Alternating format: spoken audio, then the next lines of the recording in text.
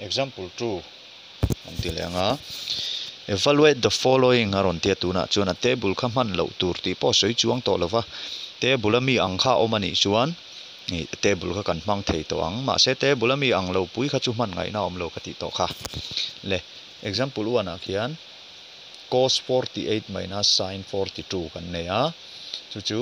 hei le hei kan bel le chinanga som kwa ni le che ta ni complementary angles aning kop le che ni chu na chin kha chon chung le hnuai lam zong khan anita tuna chon hei a phei zong te pona om thei ti te kan riat thar le ngai ei aning kop tho ni in kop kan ti chu nge angle pa ni bel khom 90 degree tuk kha ani kha complementary kan ti kha chuan tuna in apakhat zok ki ka thlak le mai dona hei zok ki ka thlak don chuan formula ang khan ka ziak le photang cos anga in ka ziak anga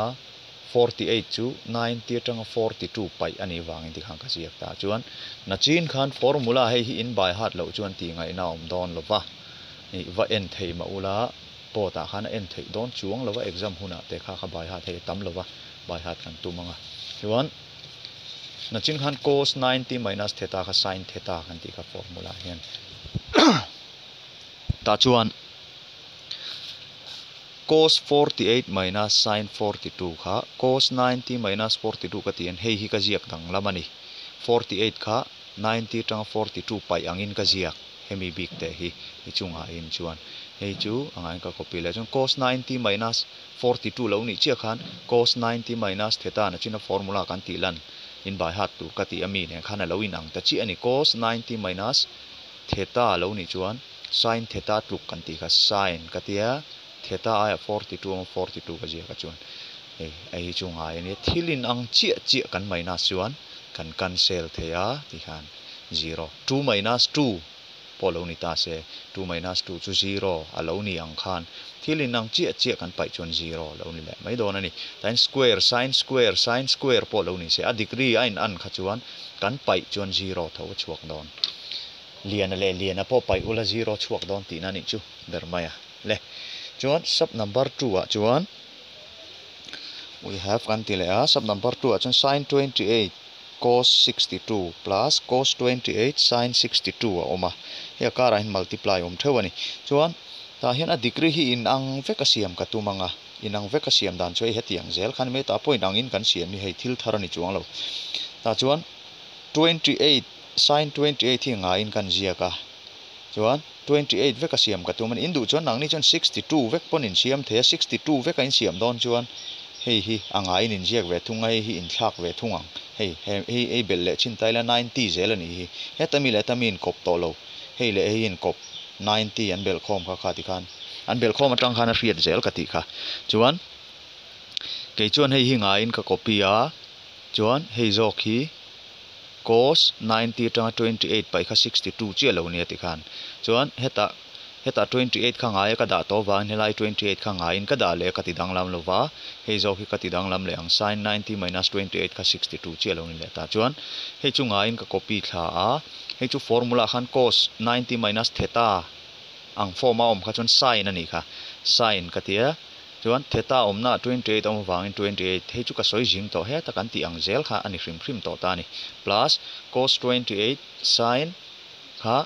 cos sa kan thla ka heti anga om chuan formula mi ang zel kha cos 28 lo ni le chuan sin 28 le sin 28 chu sin square 28 ani me x le x kan pun tir chuan x square ani ang chia khan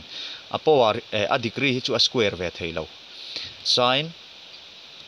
square 28 angai rengina kalanga cos square 28 chuan hei hi chin ang khan minus ani tlat lo mai minus poni se anin ang lo tlata chuan kan en wanga sin square hei chu theta ayo tu kan ti kha degree reng chu theta ayo tu hei le nang chi boka sin square theta plus cos square theta kha wa ang mai don em kan ti ta ni kan formula khan kan va ena sin square theta plus cos square theta chun uan lo thluk reng mai chu wang chuan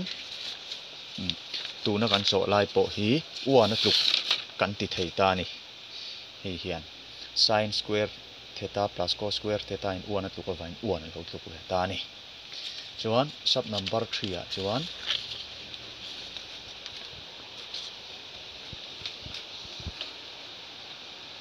tan 35 tan 40 tan 45 tan 50 tan 55 akara hin he sign a om tamia lo vek maya ma se eng ma om lo chu mathematics a chun multiply a om kan ti kha a chu kan threng tu a ka nga ya chuan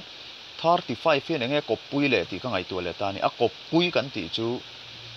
a bel khom som kwa ni pui kha aw kan soi jing to hei le he tami kan bel china 90 chi chi ni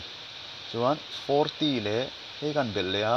90 chi chi ni le ta he le hin kopa he le hin kop ti na ni chu 45 hian kopa nei ta lo dang om to si lo e kopa nei lo chan chu time table a trigonometric table khan 45 kha chu a value om wangin he chu table ami kan mang don tina lo ni ta chi ani chu le chuan table om kha chu a value man tur dang hi chu kopui an nei a tan 35 kha kopui an nei wangin kan thla kang tan 90 minus 55 ka ti che hian hei lo chuak ta ni hei tluk che chuan hei po tan 40 kha tan 90 minus 50 ka tia chuan tan 45 chu table om wangin anga in ka ziak le pot adang ani siam rem huna zia chuan tan 50 kha chu heta helama he a kop pui kha kan thlak to wangin anga in ka ziak anga tan 55 po a kop pui kha heta kan ti dang lam to wain anga in kan ziak ang an pahni hi a in kop te ti dang lam kha thiang lo kan ti to kha chuan tan chu formula in va enanga tan 90 minus theta chun cot atluka wangin cot a theta aya 55 tiang chen hei po cot a theta aya 50 chuan tan 45 yang oi chunga in ka copy thata veka chuan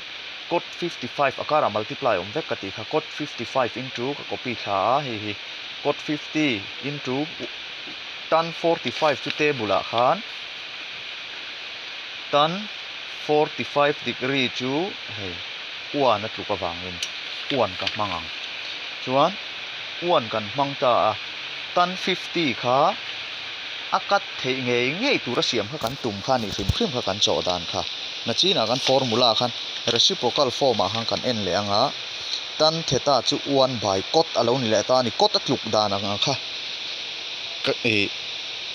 ka zong ngar ani chu tuna ka chaw bi ka kha chuan hei pot luk thowa maro chu he ta hei lo om sa hi cot ani wangin tuna cot atluk dan kha poimo ta zo ka ni chu ta chuan 1 by cot 50 kan tia tan 55 po 1 by cot 55 ti khan he tami kan katanga he le e kan katanga 1 into 1 into 1 chu 1 lo ni ta ni